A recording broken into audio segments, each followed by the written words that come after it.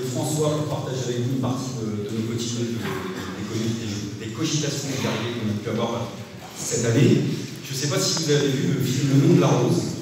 Vous savez, ce moine franciscain qui mène l'enquête, interprété par Sean Connery, et qui porte à la connaissance de son jeune apprenti un écrit qui était jusqu'à présent tenu secret, en plaçant comme ça un parchemin au-dessus d'une flamme, une bougie, et apparaît alors une écriture qui était jusqu'à présent invisible parce qu'elle avait été écrite à l'encre de citron. Alors, je m'arrête là dans l'image, parce que je vois déjà qu'il y a des publics qui s'interrogent, mais je crois qu'on peut dire que le mouvement social des Gilets jaunes a joué sur la société française un peu le rôle de cette bougie sur ce parchemin. C'est-à-dire qu'elle a rendu visible des choses qui n'étaient pas pour des millions de personnes, malgré nos explications. Parce que cette fois-ci, on l'a vécu dans les faits, en actes, je vais dire sans mauvais jeu de mots. On a eu la démonstration concrète. C'est-à-dire que là, il y a des millions de personnes qui ont pu apercevoir, toucher du doigt ce qui était un pouvoir qui basculait dans un durcissement politique brutal et dans un cours autoritaire. Alors, un cours autoritaire qui n'est pas tout à fait le propre, en effet, c'était dit du pouvoir actuel, du gouvernement. Je pense que la base de la discussion, c'est quand même de comprendre que l'autoritarisme dont on parle, c'est pas une formule gouvernementale, c'est pas une formule figée, stabilisée. C'est d'abord une dynamique, un processus qui a sa propre logique, qui commence souvent à bas bruit, avec des restrictions démocratiques, avec des actes fondateurs, qui est traversé par des discussions idéologiques, y compris au sein de la classe dominante, qui connaît ces gouvernements qui assument le cours autoritaire. C'est par exemple en France difficile d'évoquer le cours autoritaire sans évoquer à un moment ou à un autre les années Sarkozy. Par exemple, notre ami commun et camarade Daniel Ben Saïd avait par exemple insisté lourdement à l'époque sur la portée stratégique qui était la mise en place de l'état d'urgence au moment de la révolte des quartiers populaires, en expliquant qu'au-delà de ce que représentait l'état d'urgence dans les quartiers, c'est-à-dire un état de siège, c'était aussi un message envoyé à la société tout entière, qu'elle vive ou pas dans les quartiers, pour commencer à la préparer, à s'habituer à ce que l'exception devienne la règle. Daniel il écrit ça en 2006, c'est prophétique quand on voit ce qui s'est passé. Difficile d'évoquer ce processus sans parler à un moment ou à un autre, mais il y en aurait plein d'autres. De Valls, par exemple, sur la loi travail, le 49.3, les interdictions de manifester, ça commence à ce moment-là. Nos cortèges, vous vous rappelez, qui étaient quand même déjà à l'époque méchamment sous haute surveillance policière. Et puis il y a eu cette répression qui s'est abattue sur le mouvement des Gilets jaunes et qui, en effet, je crois, fait office de révélateur. C'est-à-dire que là, oui, à une échelle de masse, il y a eu la compréhension de ce que pouvait faire un gouvernement quand il voulait briser, faire taire, mapper une contestation sociale. À partir de ce constat tragique et sans appel, et toutes ces images qui ont circulé, ces témoignages, les charges policières, les coups de matraque, les gaz lacrymaux, le fait qu'il y ait eu un mort, en ce mouvement, c'est Benoît, on oublie souvent de le souligner, de re-souligner cet octogénaire de Marseille qui est mort suite au tir d'une grenade lacrymogène à Marseille. Là aussi, ça en dit un peu long sur l'air du temps, parce que mine de rien, de mémoire, en 86, quand Malik Oussekine est décédé, 2 ou 3 jours après, seulement suite à la mobilisation et à l'émotion que ça suscitait, de vaquer démissionner, la réforme était envoyée à la poubelle. Là, on continue. Il y a eu ces arrestations, ces gardes à vue, on a eu cette criminalisation et ces peines de prison. D'ailleurs, on en profite pour rappeler que, puisqu'on donne une définition large du mouvement social et qui serait quand même moins socialisé, il y a par exemple un militant antifa qui s'appelle Antonin, qui est derrière les barreaux depuis des mois et dont on réclame la libération, par exemple. Il y a eu cette criminalisation du mouvement social qui existait avant, mais qui maintenant se généralise avec les sanctions qui peuvent sur les syndicalistes. Et ce discours du gouvernement, qui a été brut de décoffrage et qui s'adressait à tous ceux et toutes celles qui manifestaient en disant si vous manifestez, vous vous rendez complice des casseurs. Quand même pas tout à fait anodin. Donc, quand on a ça, ça veut dire qu'évidemment, derrière cette expérience, il y a eu l'appréhension du fait qu'on était quand même face à l'ampleur de cette répression, pas confronté à des violences policières isolées et incontrôlables, mais bel et bien à une volonté politique parfaitement contrôlée, ou en tous les cas, parfaitement assumée. Et c'est venu nous rappeler que derrière chaque coup de matraque, il y a une décision politique, prise en amont et assumée en tant que telle. D'abord par le fait que la France est un des rares, si ce n'est le seul État en Europe à doter les forces de police d'un tel arsenal de guerre en émission de maintien de l'ordre, avec les LBD et les grenades de désencerclement dont on réclame toujours, même si c'est pas tendance, le retrait, et pas simplement d'ailleurs pour les manifs, mais aussi pour l'usage qu'on les fait au quotidien, notamment dans les quartiers populaires. Il y a eu cette affaire de philosophie, parce qu'on a des grands philosophes au gouvernement, comme chacun le sait, la philosophie du maintien de l'ordre. Vous vous rappelez, en plein mouvement, ils ont dit on va faire la nouvelle philosophie, c'est d'aller au contact. Et ça, ils l'ont pas revendiqué, ils ont même claironné sur tous les plateaux télé, Macron le premier, et cette fameuse nouvelle philosophie d'aller au contact, quelques jours après seulement, elle plongeait dans le coma, Geneviève Leguet, militante d'attaque, de plus de 70 ans, un ça aurait pu être parfaitement tragique. Mais ça a été assumé.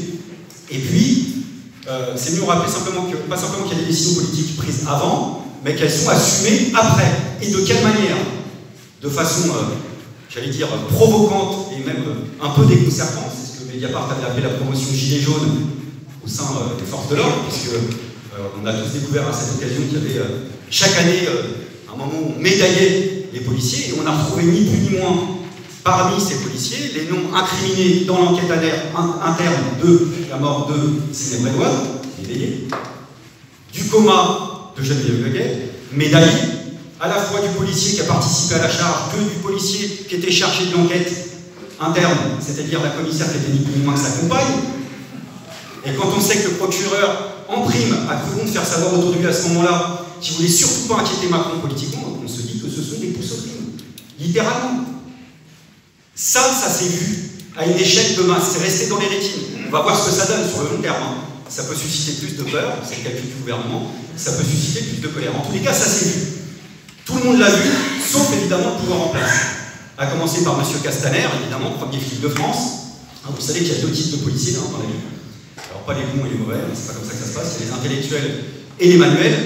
Les manuels, vous savez, dans les manifestations, c'est ceux qui vous somment de passer votre chemin avec un mouvement de la main, ça c'est les manuels. Et les intellectuels, c'est ceux qui vous somment de faire la même chose, mais avec un mouvement de la tête. Voilà, ça c'est les policiers intellectuels. Et Castaner, clairement, il est dans la deuxième catégorie. Il est même plus qu'un intellectuel, c'est un mouvement. C'est un mentaliste. Castaner, il perçoit des trucs, il est le seul à pouvoir percevoir. L'attaque de la Salpêtrière par des manifestants, parce qu'il a ce sens. Il peut même prévoir les trucs à l'avance. Par exemple, 24 heures avant, il est capable, à l'unité près, de vous annoncer le nombre de casseurs qu'il y aura dans la manifestation. Tout en vous expliquant que 24 heures après, la situation est incontrôlable, ce qui crée cette image qui tourne en boucle où on va instrumentaliser les violences urbaines dans les manifestations, avec ces commentaires qui accompagnent les images en boucle et qui tournent eux aussi en boucle, et avec, parmi le gratin aujourd'hui des consultants à la télévision, les policiers qui commentent maintenant en live les manifestations, raison pour laquelle je vous déconseille fortement de faire ce que j'ai fait à plusieurs reprises cette année, c'est-à-dire d'allumer votre téléviseur quand vous revenez d'une manif, parce que vu l'ambiance sur certains plateaux télé, vous avez l'impression que vous êtes placé en garde à vue, vous ne regardez pas la télévision, donc c'est une chose à éviter. Castaner, il montre comme il respire. Alors évidemment, il y a une thèse tentante, on pourrait dire c'est tellement gros, parce qu'on lui montre des images, on dit, là on voit quand même. Il dit non. Alors on se dit, il est arrivé place Beauvau, on arrive premier dans un concours de circonstances. C'est tentant. Mais en fait, il a été choisi pour ça. C'est sa fonction, et je rejoins lui. Le déni politique a une utilité pour le pouvoir. Il ne faut pas le sous-estimer. Quand on nie l'existence des faits à cette échelle-là, ça a un sens politique. Ça veut dire que même face à la vérité, même face à l'évidence apparemment indéniable, vous opposez des arguments d'autorité, pas de n'importe quelle autorité, de votre autorité. C'est la parole de l'État qui est en jeu, contre tous. Et il faut choisir son camp.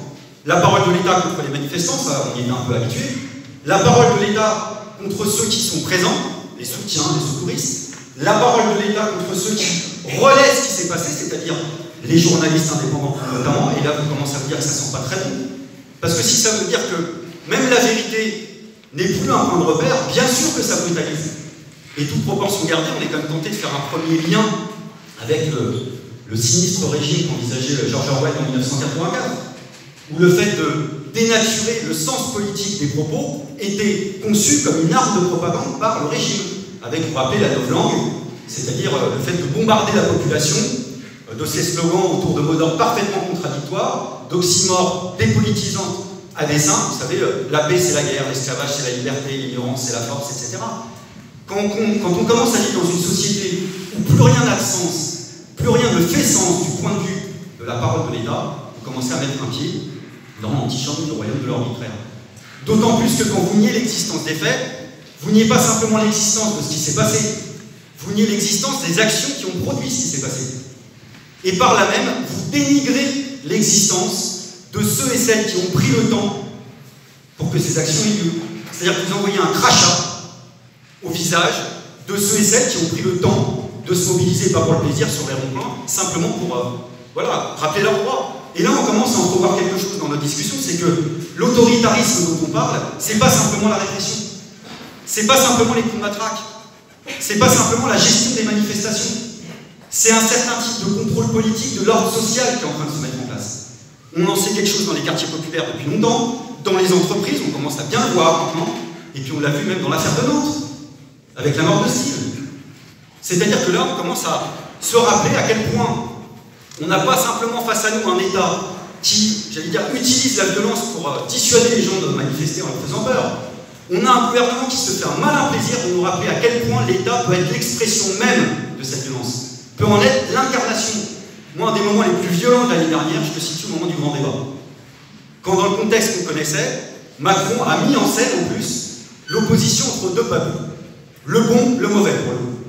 Le bon, c'est celui auquel il s'adressait, qui était là pour écouter, en enjambant toutes les médiations, c'est-à-dire en surlignant les aspects les plus autocratiques de la Ve République.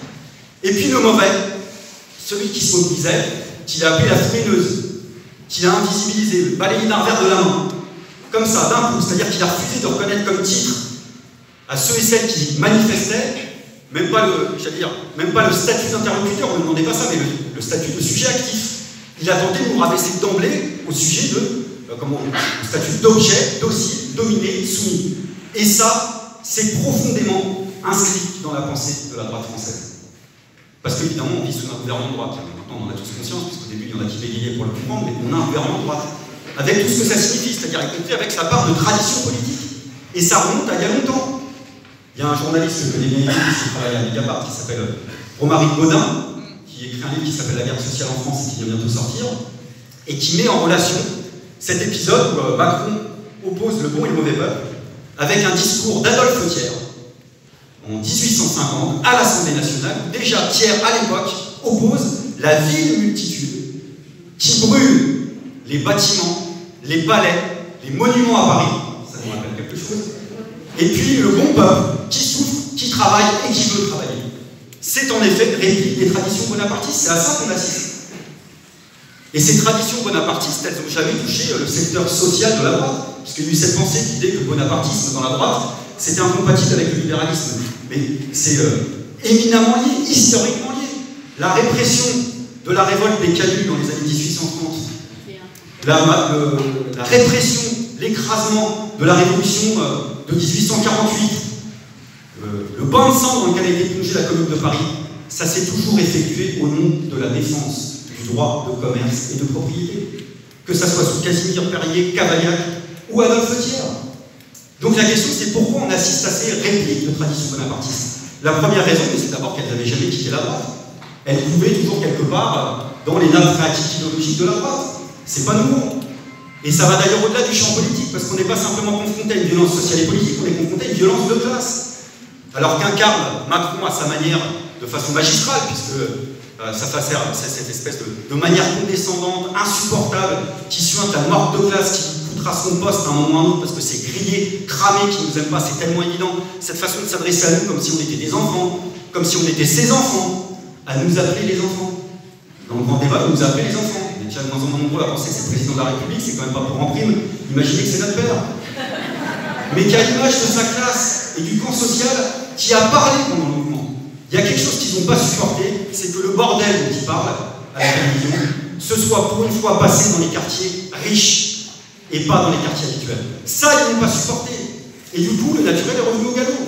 Et on a eu là des grands noms médiatiques, de bien-pensants, du monde intellectuel, qui ont dit ce qu'ils avaient ouvertement sur le cœur, en taxant ce mouvement d'imbéciles, de brutes épaisses, de demeurés. J'invente rien, tout ça c'est ce qui a été dit. Entre autres, une mobilisation qui nécessiterait un bon test de quotient intellectuel, une meute qui bave de haine, des cloportes, qu'ils fassent enfin usage de leurs armes, suggérer Luc Ferry l'intention des forces de l'ordre. On a la 4e puissance militaire du monde, on peut en finir avec cette saloperie. Toujours Luc Ferry. Mais ça, c'est pas nouveau. C'est une tradition qui existe dans une partie de la bourgeoisie française, qui fait qu'à chaque fois qu'ils ont un peu peur de perdre le contrôle de la situation, ils nous disent qu'ils ont ouvertement sur le cœur, même si c'est pas agréable à entendre. C'est arrivé en partie en 95, c'est arrivé en 68, c'est arrivé à la Libération, c'est arrivé en 36. De sinistre mémoire, c'est arrivé au moment du massacre de la Commune, c'est le livre de Paul Litsky, Les écrivains contre la Commune, qui nous le rappelle, et de quelle manière. On a eu tous les grands noms, les plus grandes plumes de la littérature, du spectacle, qui tiennent des propos, si vous les relisez même 150 ans après, ça vous glace les sangs. Vous avez la caution soft, mais tellement décevante d'un Émile Zola, qui disait que c'était une horrible nécessité, d'une George Sand, qui se félicitait que son mobilier soit sauvé. Un Anatole, je pense, qui comparait la commune à un gouvernement de crime et de démence. On a, pire encore, Alphonse Daudet. Sauvé, nous sommes sauvés. Paris était aux mains des nègres. Théophile Gautier, qui compare les communards à des chiens de chasse et à des animaux. Flaubert, le grand Flaubert, qui envoie une lettre à George Sand pour dire « On aurait dû forcer ces semblants imbéciles à déblayer les ruines de Paris, la chaîne au cou. Mais on est beaucoup plus tendre avec les chiens enragés, et point pour ceux qu'ils ont mordus. » J'insiste juste là-dessus, l'image animalière. Le fait de ne pas simplement invisibiliser, mais d'animaliser. Les cloportes, je vous en ai parlé. Quand on parle de mouvement de grève à la radio, parfois vous entendez mouvement de grogne sociale. On ne revendique pas, on grogne, comme des bêtes. Et puis on a ceux qui ne savent pas se taire, mais qui disent simplement ce que les autres pensent tout bas. Je pense aux ineffables syndicalistes du syndicat Alliance, qui ont fait un communiqué, avant de le retirer, je crois que c'était dans l'Hérault, où ils ont dit que les manifestants, et là j'invente rien, ont eu des comportements de sous-êtres humains.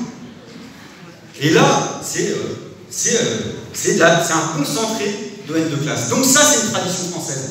Deuxième tradition française, c'est le fait que la France avait un retard à l'allumage par rapport à la contre-révolution libérale dont François a parlé, qui s'est universellement déployée dans les années 90.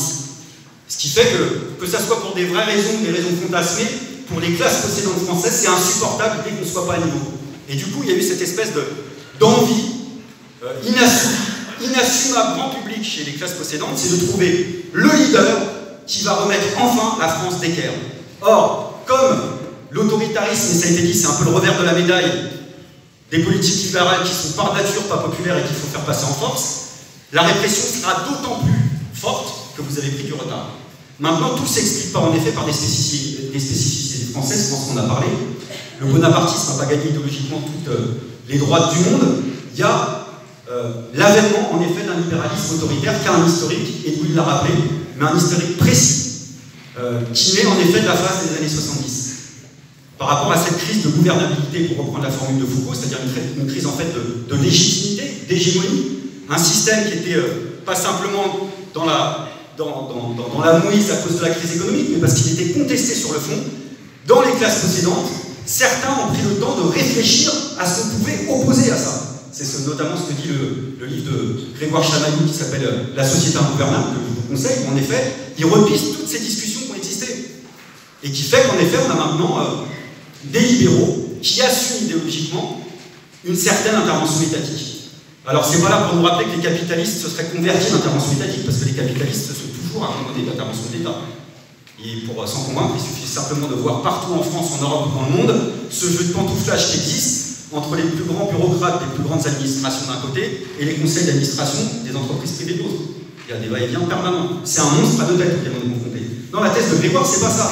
C'est qu'il dit que face à cette situation, il y a un secteur parmi les libéraux qui a commencé à prendre l'ascendant sur les autres, en effet, dans la commission trilatérale ou ailleurs, sur le thème on ne peut pas simplement s'en remettre à la main invisible du marché pour s'en sortir. Ou en tous les cas, il faudra que cette main invisible soit une main de fer dans un gant de fer. C'est-à-dire assumer idéologiquement une intervention étatique qui soit fort avec les faibles, faible avec les forts. Qui soit là pour discipliner la société quand c'est le bordel, et qui soit là pour venir en appui de l'économie de marché seulement quand on lui demande.